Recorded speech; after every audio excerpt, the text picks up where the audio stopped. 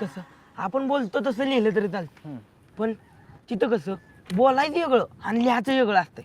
आता मांजराला कॅट म्हणायचं तर लिहिताना कसं KAT पाहिजे ना. सी कुठनं आला?